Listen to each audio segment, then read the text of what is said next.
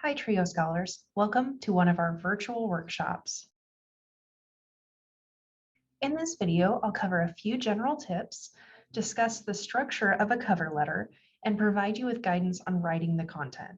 Even if you don't plan to apply for a job anytime soon, my hope is that this workshop will leave you feeling more confident and give you the motivation to start working on a template that you can use in the future. Before getting into that, I want to address a question I hear time and time again. Is it worth it? Writing a good cover letter can feel tedious, frustrating, and overwhelming, especially if you don't have a lot of relevant work experience. But there are very good reasons to write a cover letter, and even better reasons to invest some effort. Depending on the company, employers can look at dozens to hundreds of applications at once. Can you imagine how tedious and boring that must get? If you want to get recognized and have someone seriously consider your application, you need to show them that you care about the position. In many cases, a cover letter is the first thing a hiring manager will see. Regardless of how your application gets on their desk, supervisors often skim through the cover letter to see if your application is worth reviewing. So this brings me to two important points. First, you should always write a cover letter, even if it's optional. When employers are scanning through a sea of applications, the people who put forth more effort will automatically stand out. Second, your cover letter itself should stand out. I'll get into this more in a minute, but it's a factor I want you to keep in mind as we go. In summary, a well-crafted cover letter is essential to getting an employer's attention. Investing time and effort is absolutely worth it. So now you're sold on the importance of writing a cover letter. You might be wondering how to get started. Here are 6 tips that will help you get noticed. Number 1, formatting. Writing a well-crafted letter doesn't get you very far if it's hard to follow or understand. To that end, there are a few things you need to consider when it comes to formatting your cover letter. Your cover letter should match the style, colors, and font of your resume. If you watched our resume building workshop video, you know the importance of making a header. Your header should include your name, phone number, email, general location, and your LinkedIn URL if you have one. Copying this header directly from your resume is a good indicator to the employer that you're organized and detail-oriented. Unless you're putting your cover letter directly in the body of an email, you should also include the date, company name, and the company's address at the top of the letter. This might feel odd in our modern era of texting and emails, but this practice is still important in formal letter writing. If you are delivering the letter in person, including it as an attachment, or uploading it to an online application, you should include this information. You may see a few different rules out there regarding paragraph structure and format. Generally, it's best to keep your letter between 3 to 5 paragraphs maximum. You should have a clear introduction, 1 or 2 body paragraphs, and a conclusion. On a similar note, a cover letter should be limited to 1 page. If you're having trouble trimming this down, you're focusing too much on the wrong content. Employers are busy. If you want them to read your letter, keep it short and impactful. Number 2, introduction. Grab the employer's attention as soon as possible and show them why they should consider your application.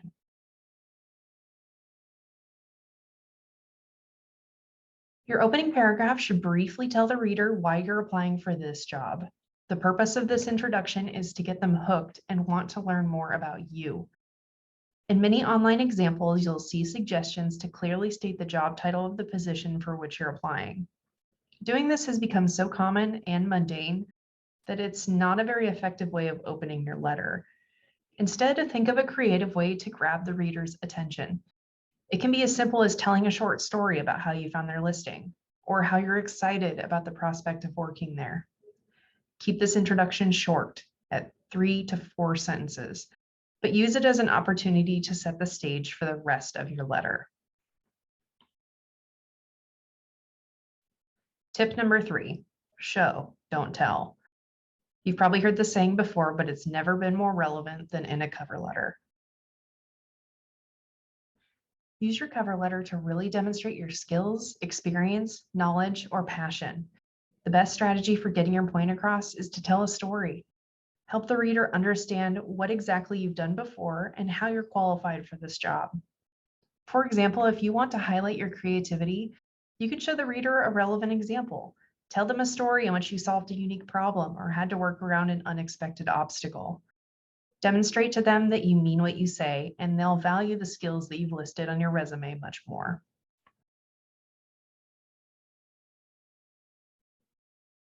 Tip number 4, solve their problem. I don't mean you need to fix everything or even mention their problems in your letter. I'm talking about making the reader understand that you are the person to fill their vacancy. Focus on the company or the industry itself, rather than solely talking about yourself. A cover letter is a chance to highlight your strengths, but bragging can get old fast. Instead, talk about yourself as you relate to their position. Put it in context for them.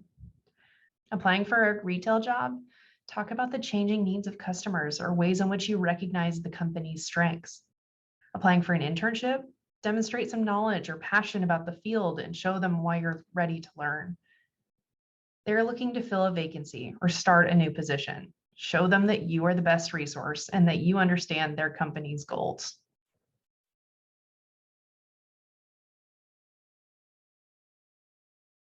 Number 5, match their company vibe. Companies have unique cultures and environments. Spend some time researching the company before you write your cover letter. If the company is laid back, you can incorporate a little appropriate humor in your letter or relax your language a little. If the company is very organized, take some time to focus on formatting a bit more closely. Have you ever been to Dutch Bros?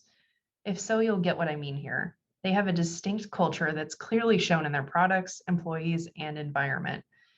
It doesn't mean they're unprofessional, but they have a presence that they want to convey. If you're not sure where they fall or how casual you can be, always err on the side of formality and professionalism. Number 6, have a reviewer. I can't stress this point enough. Read, revise, and review your cover letter, then have someone else look it over. Read the letter out loud to yourself. You're more likely to catch errors if you hear yourself saying it. Share with friends, family, classmates, or trio staff members. Have someone else help you out. Trust me, they're more likely to catch mistakes than you are.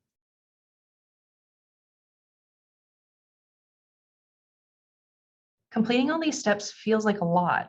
And honestly, if you're writing a good cover letter, you should expect to devote some time to it, probably 1 to 2 hours. But trust me when I tell you that it will make a difference.